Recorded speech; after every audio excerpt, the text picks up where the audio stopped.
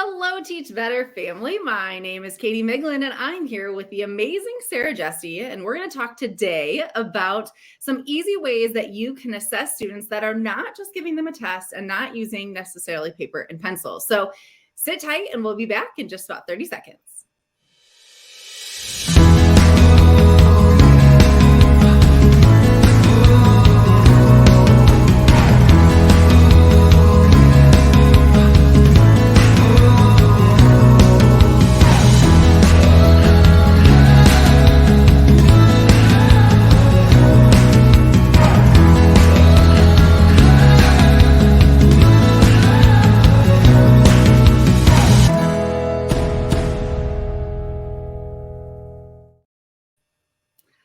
Hello, everyone. Like I said, my name is Katie Miglin, and I'm with the Teach Better team. And I have another Teach Better team member, Sara Jessee.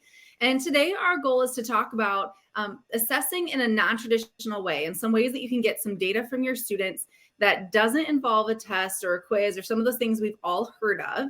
And this is all meant to help our remote edX grant clients that we work with, but really also to kind of spread the information to anyone because we feel like this information is valuable. So we come on about once a month to share some tips and tricks on things that you can take back to your classrooms immediately. So Sara, welcome. Thanks for joining us today. Thank you for having me.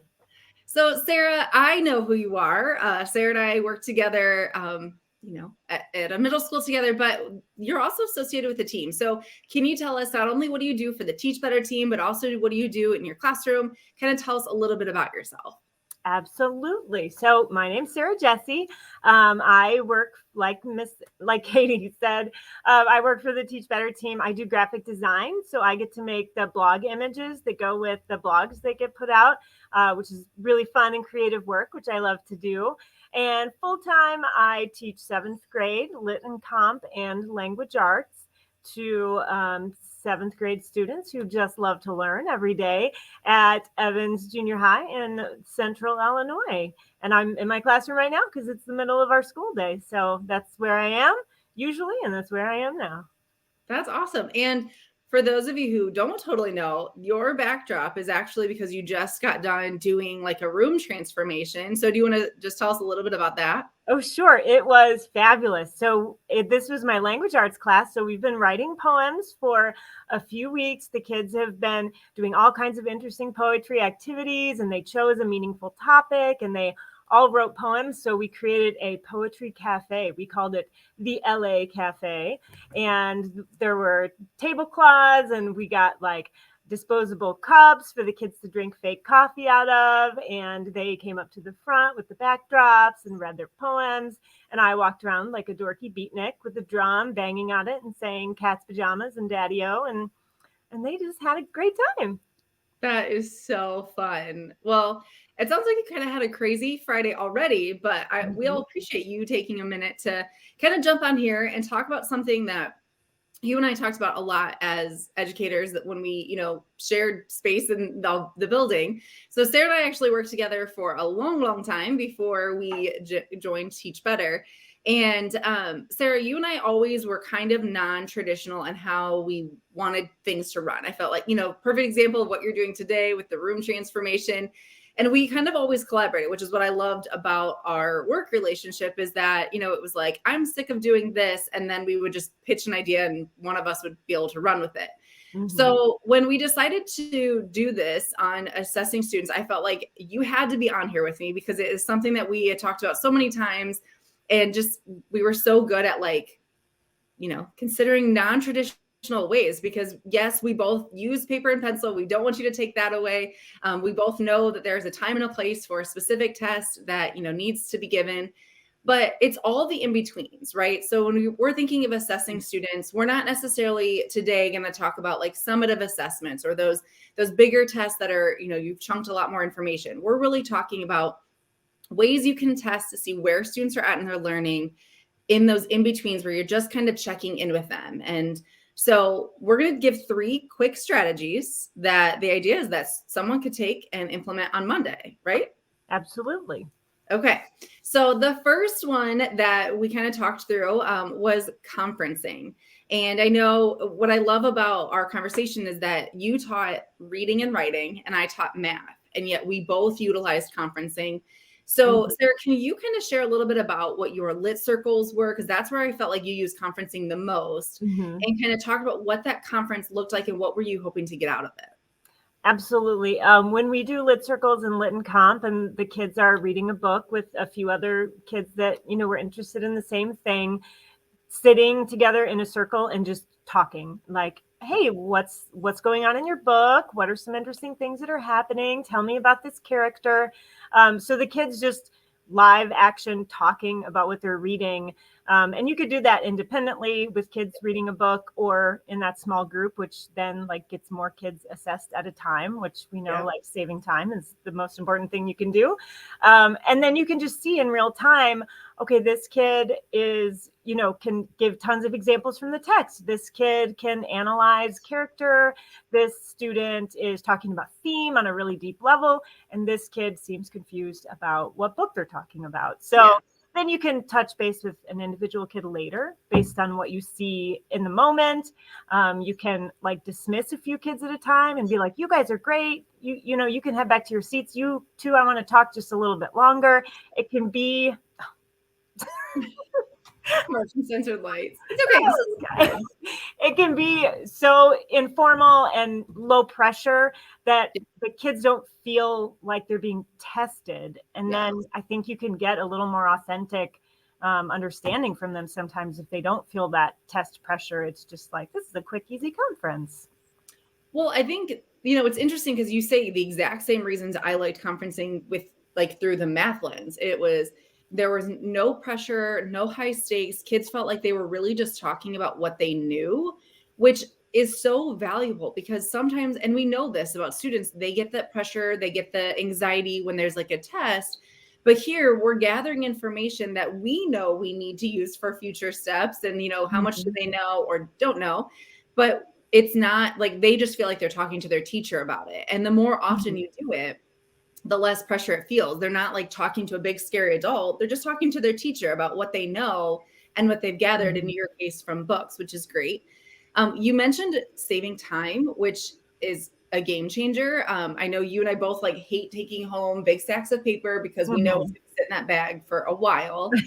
So for conferencing, you can literally talk to 4 or 5 kids or hear their conversations naturally and get Mhm. all the information you need, but also be able to kind of provide feedback to them in the moment, which Mhm. is really big. I know for math, it was very similar. I would either pose a question or like some sort of problem. And I had them literally just walk me through it, like talk out loud what your steps were. I know we do very similar things with like encouraging other voices to be heard. So not having one kid Mhm. dictate the whole conversation, which is Mhm. a great, strategy to use, especially if you have a kid that's really excited about the topic, Mhm. making sure that you give other kids the time and space to be able to express their ideas. But Mhm. yeah, just being able to like give them that, verbal feedback. And sometimes it's easier. I don't know about you, but I find it's easier to talk out what I'm thinking versus writing it all out. Writing a few things on a piece of paper is sometimes very Right. constricting. But if Mhm. you could like say like, "Hey, I noticed this," or "Good job with this," like it's so much easier. I mean, what do you Mhm. think?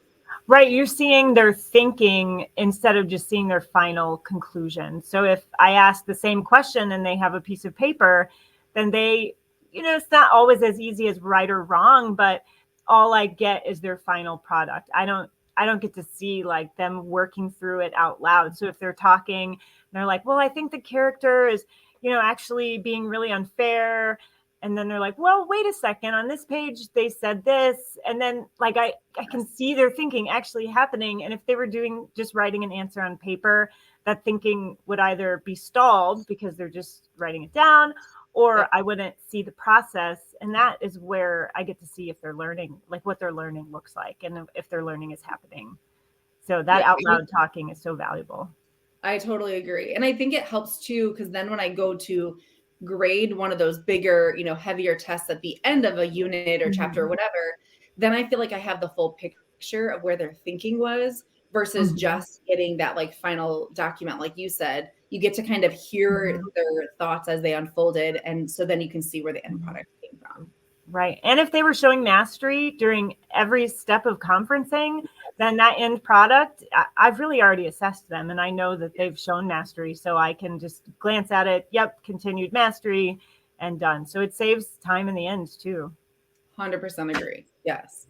Okay. So conferencing, this is the first one. I feel like we both use that pretty frequently.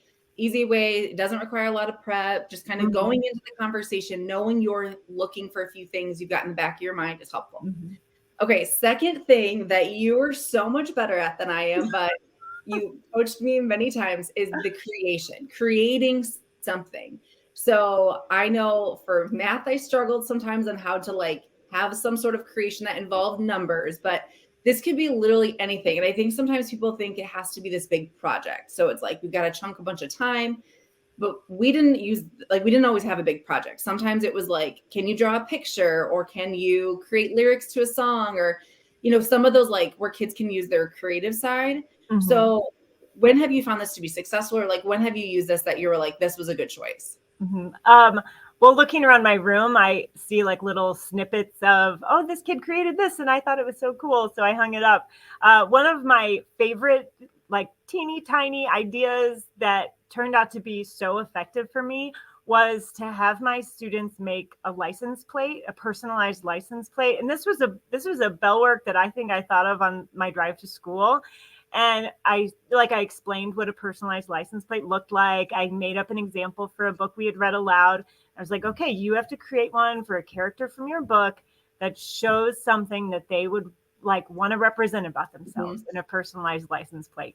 And some of them just took it so far and ran with it. Like there's ones in my room hanging up that also have like the design of the Illinois license plate in the background, but they came up with like symbols, letters, and numbers that represented some interesting character trait.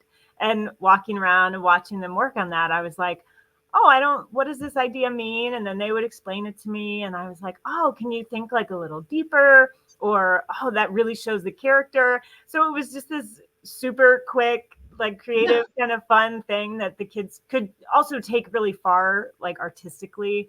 But if you weren't artistic, you could just write some letters on a rectangle and still do the same activity. So that was a really fun kind of simple creative thing. And like you said, it didn't require, like you didn't have a lot of materials, you just had to have basic rectangles.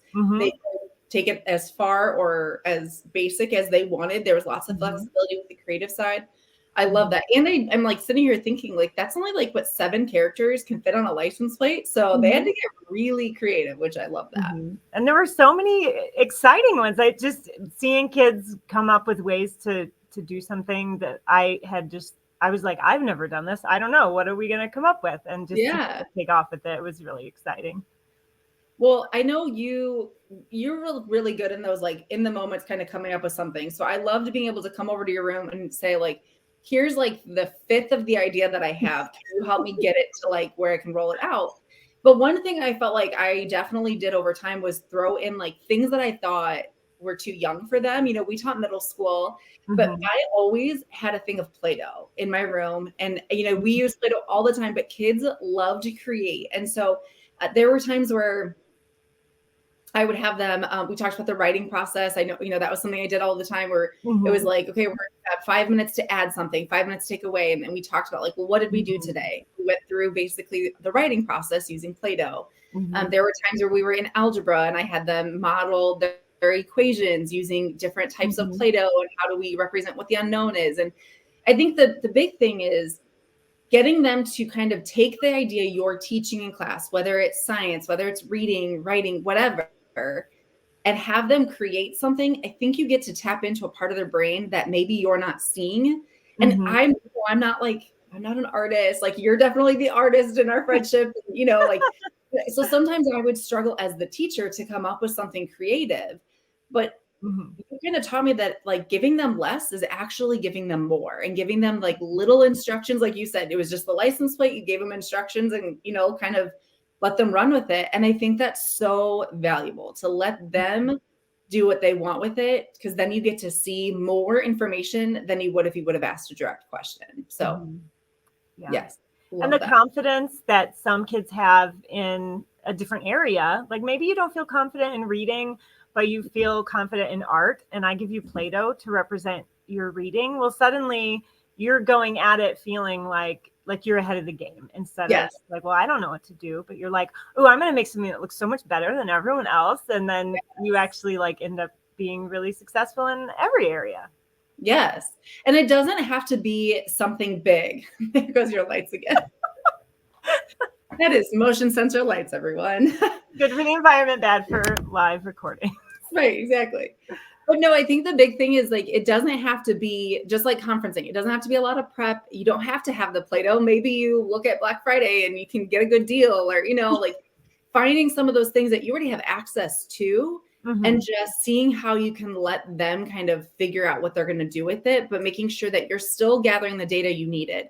You were looking for character analysis and kind of that development. I was looking at, do they understand how equations work, or do they understand the writing process? There's lots of things that you can look for, but letting them be able to create is where you'll actually get your answer. So I love that. Okay, the last one is something I feel like we got really good at during COVID days, which, there's a lot of things we don't ever want to do again, but this was something you and I kept kind of using, which was having the students record videos. And we're not talking long, we're not talking like a 20-minute movie, really quick videos. You loved Flipgrid. So can you tell us a little bit of how even if you don't use Flipgrid, how someone could use like a short little video a student creates or puts out? What did you use it for? Well, I used it just the other day for something. I had the students, they kind of built these towers to represent the different levels of thinking. And I was like trying to get around to all the groups in my first hour. I'm like, I got to check in. I got to do a conference. And I realized this is not working. I have like, these groups are waiting. They've got all this information they're kind of showing. And then second hour, I was like, what? I don't have to talk to them in person for them to conference with me.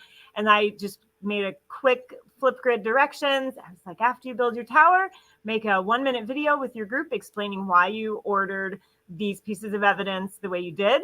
And they were immediately engaged in doing that instead of waiting for me to come to their table. So they just made these quick videos. They stayed in the classroom. They didn't need props or scripts. It was, it was so impromptu, but right away, I think there's just something about being on screen that makes you feel like accountable, and you have to do your best and really be on task because it's watching you. And they just made these quick little videos to explain their thinking. And it was really easy. It was an easy way to assess and to get them like to think out loud. Well, in Flipgrid too, if you're not familiar with that program, it is free. It's easy to use. I mean, we feel like it's pretty user friendly. But what I specifically liked about it is not only could the students record a quick video, I could record a quick video back to them. And so sometimes when I needed to like fully explain what they needed to either like do, like redo, or things I thought were really impressive, I had a whole video I could like record and send it back versus trying to write it all out on a piece of paper. So I think there's a lot of benefit that I know you and I both used it for students to give feedback to each other. They can make it more of a public video. So there's lots of ways you can do that. But I think it also kind of goes back to the conference. Like you said, your original thought was, I'm going to check in with every group and hear their thinking.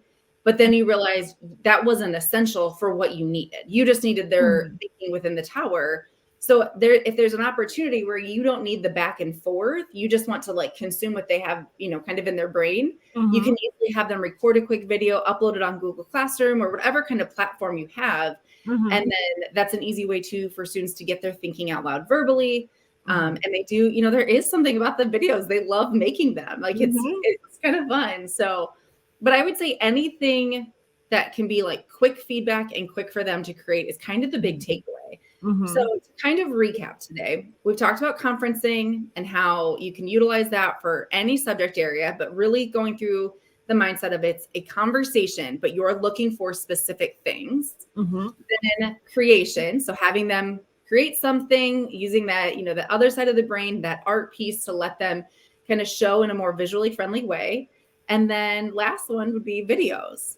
So creating a video, giving some of their thinking, and or maybe they want to like create something and show it in the video. Kind of there's lots of flexibility. But the biggest thing, if you take nothing else away, remind yourself it doesn't have to be intense. It doesn't have to require a lot of prep, money, resources, all the things that sometimes we lack. These are simple things that if you just want to free yourself up from grading another piece of paper, consider doing one of these things. And so then you can be freed up to give them authentic feedback and get to see the students' creative side. So, Sarah, anything else for our viewers to take away when it comes to easy assessing? One thing I realized about every example we talked about, not a single one of them would I put in my bag to carry home, which is really exciting stuff for assessments. Yep, exactly. So yeah, save your bag for when you have to take home like a test or something in grade. Keep the day-to-day kind of feedback assessment moments for some of the things we gave you. So Sarah, thank you so much for giving up some of your day. I'm sure you're headed back to like craziness, but we do appreciate you taking some time in your classroom to share some of your insight. And until next time, thanks everybody. Thanks.